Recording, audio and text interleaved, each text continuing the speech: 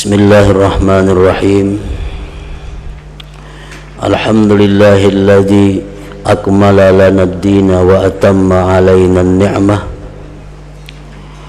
wa ja'ala ummatana walillahil hamdu khaira ummah. Ahmaduhu ala ni'amihil jammah. Ashhadu an la ilaha illallah wahdahu la syarika lah, syahadatan takunu liman i'tasama biha khaira ismah. Wa ashhadu anna sayyidana Muhammadan abduhu wa rasuluhu arsalahu lil alamin rahmah. Sallallahu alaihi wa ala alihi wa ashabihi salatan takunu lana nuran min kulli zulmah. Amma ba'd. Yang kita hormati dan kita cintai para habaib dan para alim ulama, para muhibbin, hadirin hadirat rahimakumullah. Puji syukur senantiasa kita haturkan kehadirat Allah Subhanahu wa ta'ala yang selalu memberikan kita kesempatan, memberikan kita taufik hidayah sehingga kita selalu bisa berbakti dan taat kepadanya. Salawat dan salam kita haturkan kepada junjungan kita Nabi besar Muhammad sallallahu alaihi wasallam dan juga kepada seluruh keluarga, para sahabat, zuriat dan pengikut beliau. Para muhibbin rahimakumullah. Rasulullah sallallahu alaihi wasallam bersabda, "Man hafiza ala ummati arba'ina hadisan min amri diniha ba'athahullah yaumal qiyamah fi zumratil fuqaha wal ulama." Wa fi riwayat, "Wa kuntu lahu yaumal qiyamati syafi'aw wa syahida." Wa fi riwayat, "Qila lahu udkhul min ayyi abwabil jannati syi'ta." Yang artinya, barang siapa memelihara atas umatku 40 hadis daripada perkara agamanya. Maksudnya adalah barang siapa yang menghafal 40 hadis lalu disampaikannya itu 40 hadis kepada umat, atau barang siapa yang menghimpunkan di dalam satu catatan sebanyak 40 hadis lalu dia sampaikan kepada umat, maka Allah Subhanahu wa ta'ala pada hari kiamat nanti akan membangkitkan dia pada golongan ahli fikih dan ulama. Pada satu riwayat, adalah aku baginya, kata Rasulullah, memberikan syafaat dan menyaksikannya. Dan pada riwayat lain lagi dikatakan bagi dia, masuklah dari apa jua pintu surga yang kamu kehendaki. Nah, para muhibbin rahimakumullah. Jadi barang siapa yang menghafal hadis atau dia mencatat hadis sebanyak 40 hadis, sama ada inya paham itu hadis atau inya bisa menjelaskan itu hadis atau kada disampaikannya kepada manusia, maka orang tersebut termasuk dalam golongan apa yang disampaikan oleh Rasulullah sallallahu alaihi wasallam tadi.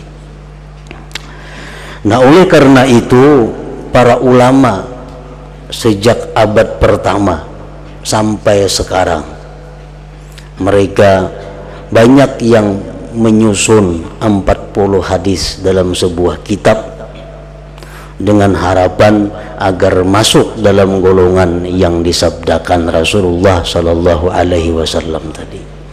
Jadi mulai ulama dahulu sampai ulama sekarang ada yang melakukan hal yang demikian itu.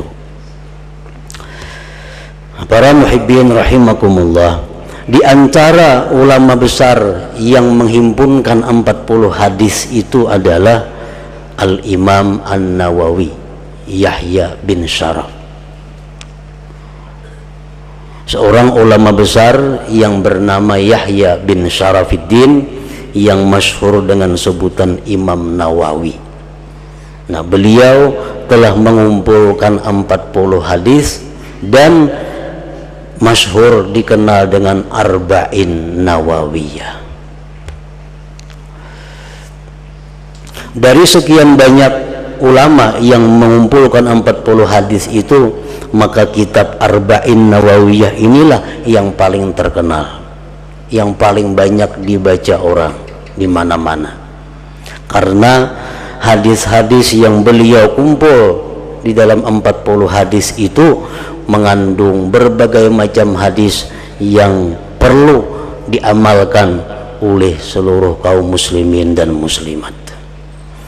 Nah, oleh karena itu kita setelah membaca tafsir Al-Quran, maka kita sambung dengan membaca kitab Al-Arba'in Nawawiyah ini, yaitu 40 hadis yang dihimpun oleh Al-Imam An-Nawawi rahimahullahu ta'ala.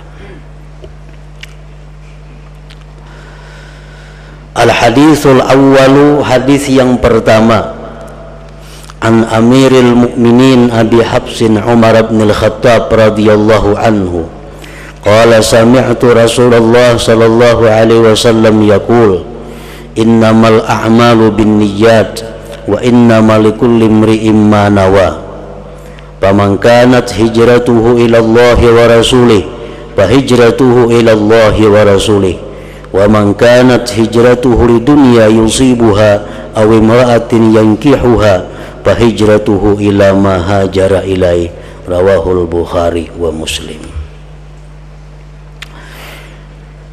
Dari Amirul Mukminin Umar bin Khattab radhiyallahu anhu, beliau berkata, aku mendengar Rasulullah sallallahu alaihi wasallam bersabda, innamal a'malu binniyat, hanya saja amal perbuatan itu dengan niat. Kebanyakan dari para ulama menjelaskan bahwa amal perbuatan itu umumnya, kebanyakannya hanya sah apabila ada niat.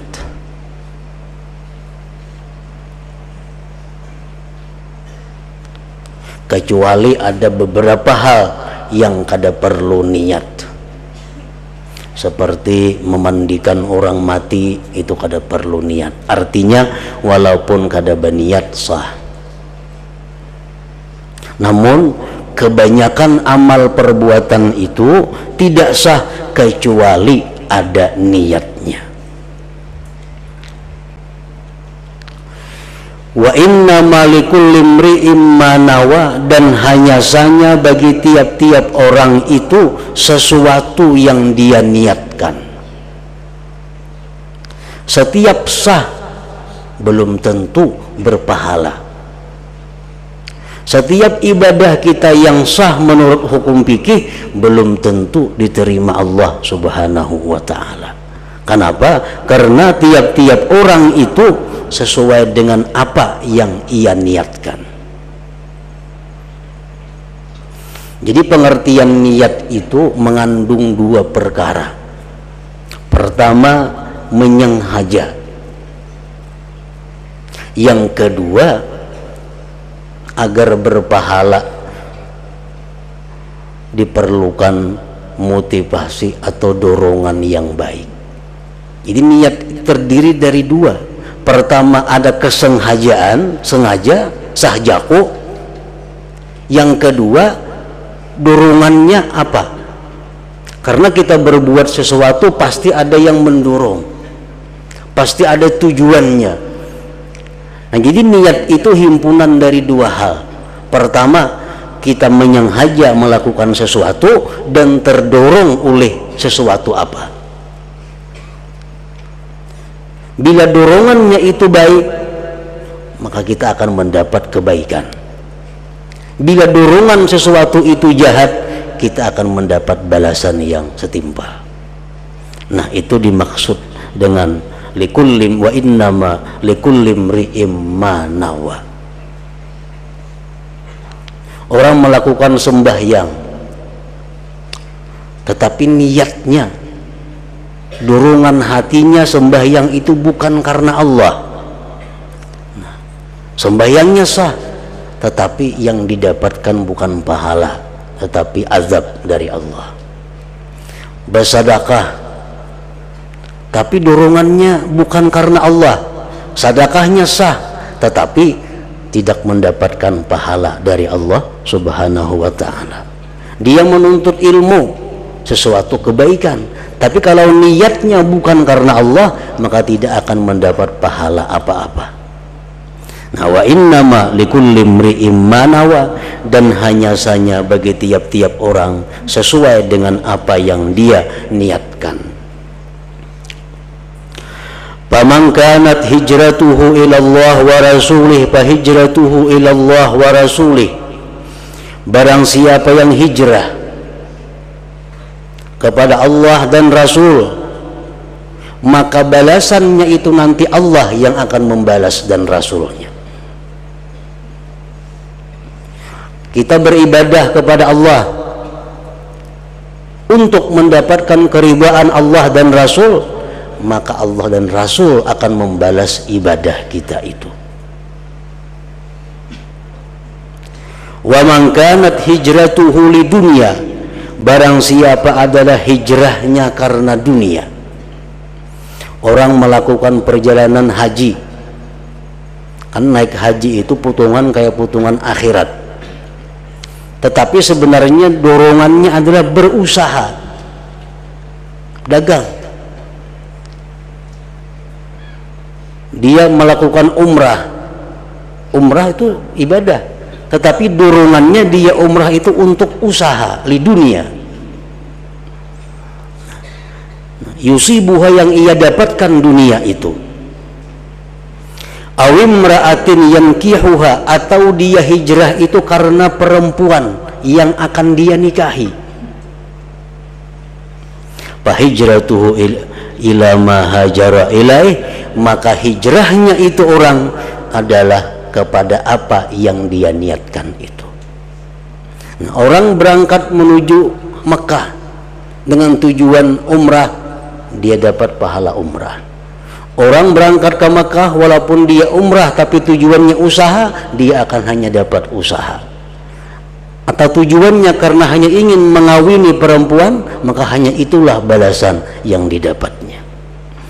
Nah, ini hadis riwayat Bukhari Muslim. Para muhibbin rahimakumullah, para ulama menyimpulkan bahwa ini hadis merupakan standar ukuran bagi baiknya sebuah amal. Fahaisu salahat salahal amal, wahaisu fasadat fasadal amal. Bila mana niat itu baik, amal pun akan baik. Bila mana niat itu rusak, maka amal pun akan ikut rusak. Nah, jadi niat itu adalah merupakan segala-galanya dalam amal ibadah kita kepada Allah Subhanahu wa ta'ala. Para muhibbin rahimakumullah, Rasulullah sallallahu alaihi wasallam bersabda, niyatul mu'min ablagu min amali wa niyatul fajir syarrun min amali. Rawahu Abu Nuaim. Niat orang yang beriman itu lebih sampai daripada amalnya, dan niat orang yang jahat, orang yang kafir, lebih jahat dari amalnya.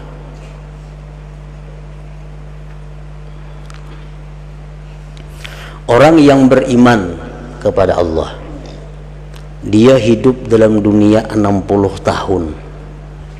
60 tahun umpamanya. 60 tahun itu dia berbakti taat kepada Allah Subhanahu wa ta'ala. tapi di akhirat dia akan dapat balasan masuk surga itu selama-lamanya.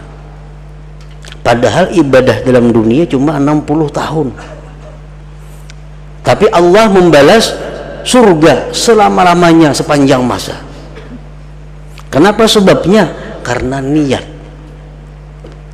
Sebab orang beriman itu berniat dalam hatinya, andai kata dia diberi umur sepanjang masa, dia akan taat kepada Allah Subhanahu wa ta'ala. Nah, sehingga dia umur 60 tahun dia wafat, tapi niatnya sebenarnya taat kepada Allah sepanjang masa. Nah, maka dia dibalas surga lebih daripada amal perbuatan kebaikan di dalam dunia itu, karena niatnya.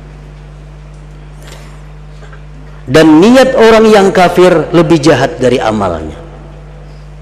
Orang kafir 60 tahun menyembah berhala, 60 tahun menyembah matahari, mati masuk neraka selama-lamanya. Selama-lamanya masuk neraka.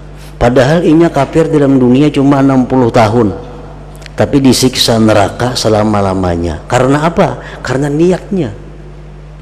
Karena si kafir ini punya niat, andai kata dia hidup sepanjang masa, dia akan kafir kepada Allah.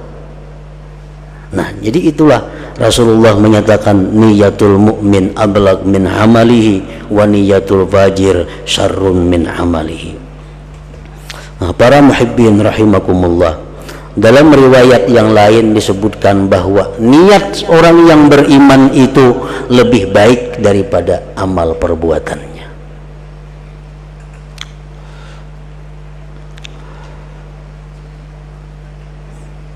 Antara lain lagi kebaikan niat itu, an-niyat tahtamilu ta'addud bil amalil wahid. Niat itu bisa banyak dalam satu perbuatan.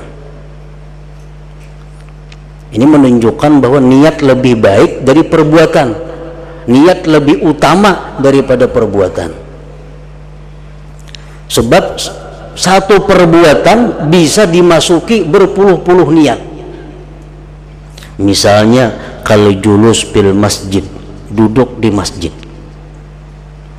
Duduk di masjid itu bisa niatnya i'tikaf, satu dapat pahala. Yang kedua niatnya lagi intizarus salat, menunggu sembahyang, dapat pahala lagi. Niatnya yang ketiga lagi imaratul masjid, menghidupkan masjid, dapat pahala 3. Yang keempat hifdzul jawarih anil maksiat, memelihara anggota daripada maksiat. Karena diam di masjid terpelihara mata, telinga daripada yang diharamkan Allah. Nah, dapat pahala 4. Nah, di situ menunjukkan bahwa niat itu lebih baik, lebih utama daripada amal perbuatan.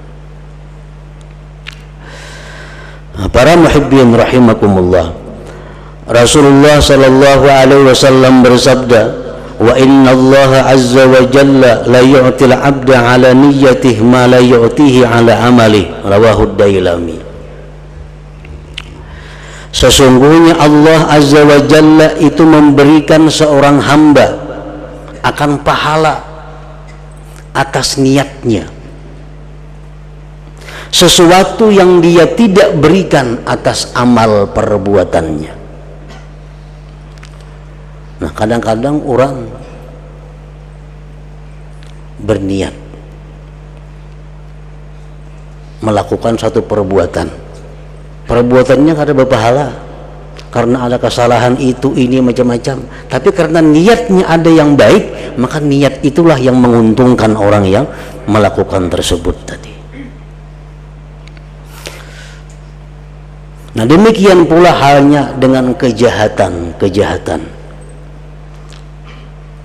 Banyak orang yang tidak melakukan kejahatan, tetapi dia disiksa sebagai pelaku kejahatan karena niatnya yang jahat.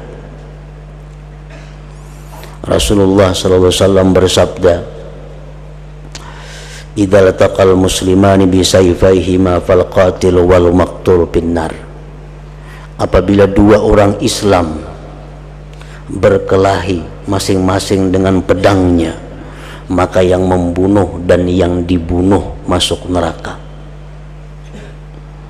Sahabat berkata, wahai Rasulullah, kalau yang membunuh masuk neraka itu wajar, tapi yang dibunuh kenapa masuk neraka? Rasulullah menjawab, innahu kana harisan ala qatli sahibi, karena dia punya niat membunuh saudaranya. Nah, ini Allah memberikan ganjaran kepada dia bukan karena perbuatan, tapi karena niat. Karena niat ingin membunuh saudaranya, tapi tadi orang membunuhnya, maka matinya masuk neraka.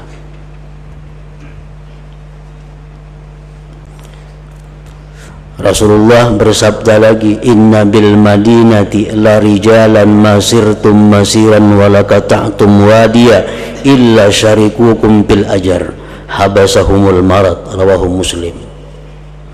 Ujar Nabi kita dalam satu peperangan jauh dari Madinah. Ujar Nabi kita di Madinah itu ada beberapa orang yang mana dia tidak menjalani sebagaimana jalan kita ikut berperang, tapi dia bersama-sama kita dapat pahalanya, sebab mereka tertahan oleh sesuatu penyakit. Artinya apa? Di Madinah ada orang yang hendak umpat perang, tapi karena sakit kada kawa umpat, tapi pahalanya tetap mereka dapat sebagaimana didapat oleh orang yang berperang itu. Nah, ini menunjukkan bahwa Allah memberikan pahala bukan karena perbuatan, tetapi karena niatnya. Para muhibbin rahimakumullah, diceritakan ada dua orang bersaudara, si A lawan si B. Si A hidupnya taat kepada Allah Subhanahu wa ta'ala, dan dia berada di rumah di lantai atas, di luteng. Nah, si A ini gawiannya beribadah kepada Allah siang malam, kada tahu urusan dunia. Di bawah neng ading kada tahu urusan taat, maksiat melulu diperbuatnya hari-hari.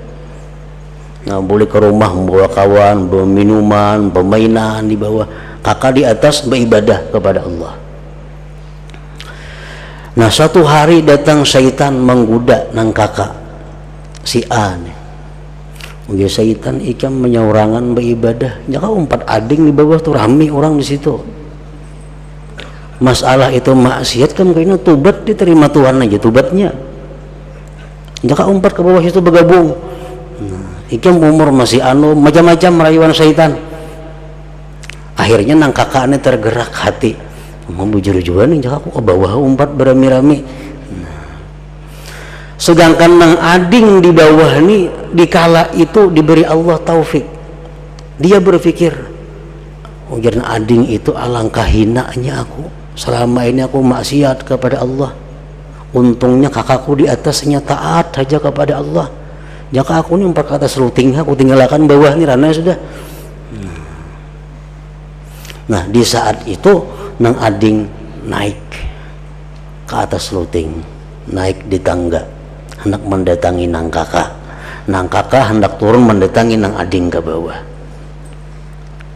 dengan niat masing-masing. Begitu nang kakak hendak turun, gugur nang kakak, takana nang ading mati kedua-duanya. Nah, di akhirat nanti nang kakak ini dihalau bersama orang-orang yang maksiat kepada Allah Subhanahu wa ta'ala, sedangkan yang ading ini dihalau bersama orang-orang yang taat kepada Allah Subhanahu wa ta'ala. Kenapa sebabnya? Karena niatnya.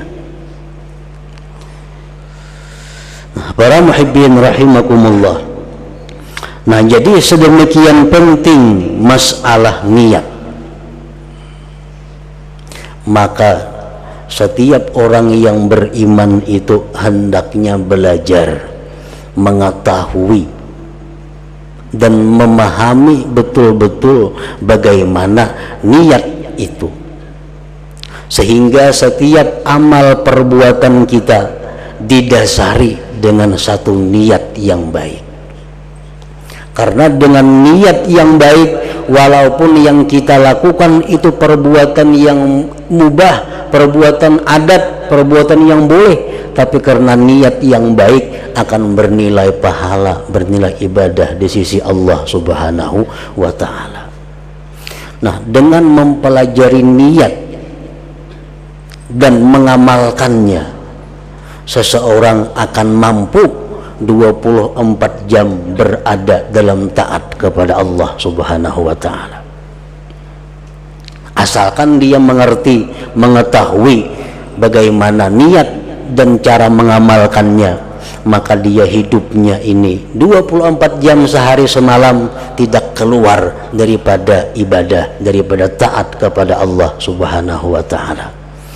Nah, jadi mempelajari niat ini lebih penting sebenarnya daripada mempelajari yang lain-lainnya. Kita belajar masalah berdagang, kalau ingin berdagang wajib. Tapi mempelajari niat berdagang bagaimana supaya baik, itu pun wajib. Ada orang yang berdagang dengan tujuan tertentu, dia nanti matinya dihalau wajahnya seperti bulan purnama. Ada orang yang berdagang tapi niatnya tidak baik, maka dia akan dimasukkan Allah Subhanahu wa ta'ala ke dalam api neraka. Nah, niat. Demikian pula halnya perbuatan-perbuatan lain. Hendak berdagang, hendak bertani, hendak kawin, mencari pasangan hidup, diperlukan niat supaya rumah tangga yang dibina itu berdasarkan niat yang baik, menimbulkan keluarga yang baik dan zuriat yang saleh. Nah, jadi belajar niat, memperdalam masalah niat adalah satu kewajiban bagi setiap orang yang beriman kepada Allah Subhanahu wa ta'ala. Nah, itulah hadis yang pertama yang dimuat oleh Al-Imamun Nawawi di dalam kitabnya Arba'in Nawawiyah, yang mana beliau menjelaskan tentang pengertian niat di dalam segala amal perbuatan kita. Nah, selanjutnya hadis yang kedua. Ila hadratin Nabi sallallahu alaihi wasallam. Al-Fatihah.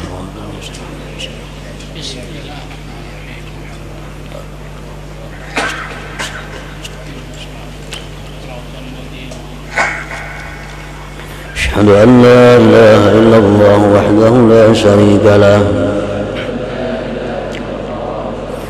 وأشهد أن سيدنا محمدا عبده ورسوله لا إله إلا الله نستغفر الله لا إله إلا الله نستغفر الله لا إله إلا الله نستغفر الله لا إله إلا الله ونتوب إلى الله لا إله إلا الله محمد رسول الله صلى الله عليه وسلم ويا أيها الرجل منه شفاعة صلوا عليه وسلموا تسليما